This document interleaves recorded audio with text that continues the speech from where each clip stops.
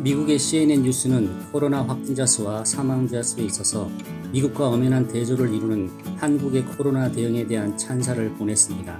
특히 봉쇄 조치를 취하지 않고 팬데믹 속에 성공적으로 치러진 국회의원 선거와 식당과 가게는 영업을 지속했다는 사실까지 언급하면서 훌륭하게 대응한 한국을 치켜세웠는데요.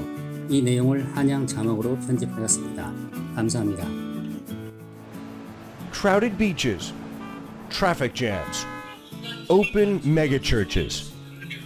Not exactly what you would expect in a country that just reported no new local coronavirus infections and only 4 imported cases. Yet this is South Korea, viewed by health experts as one of the few countries that did most things right from the beginning of the disease outbreak to flatten the curve and save lives. In the wake of an initial spike in infections in February, largely centered around a religious group in the city of Daegu, the country adopted widespread testing measures, pioneering the drive-through method of diagnosis that allowed for faster testing with less exposure that has now become common around the world. Okay. One that I had the unfortunate pleasure to experience. That's really uncomfortable.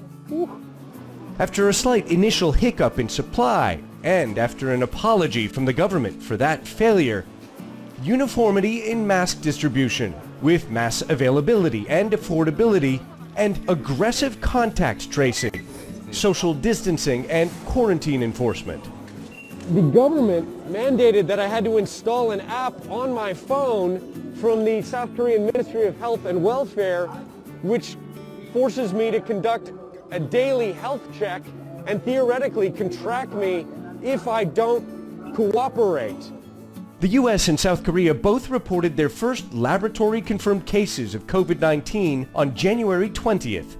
Since then, South Korea has reported just under 11,000 cases and only 247 deaths, and next to 0 new infections recently, while the US now has a total of more than 1 million cases and more than 63,000 deaths, with new cases in many states still continuing an upward climb.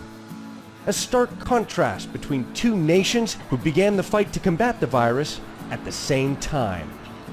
Even more remarkable, while schools were closed and the public advised to avoid large gatherings, the country held a parliamentary election with the highest turnout in 28 years, and restaurants and shops have remained open throughout the pandemic. The Korean outbreak has so far proven to be much smaller and far less deadly than in countries like Spain and Italy, which eventually enforced full lockdown measures to quell the flood of illness that brought their healthcare systems to the brink of collapse. Despite what appears to be somewhat of a victory over the spread of the virus, the South Korean Center for Disease Control remains cautious. Amid concern for what the future may hold, the present feels pretty relaxed. A Golden Week holiday now bringing many South Koreans together, even though government guidelines advise them to celebrate apart. Ivan Watson, CNN.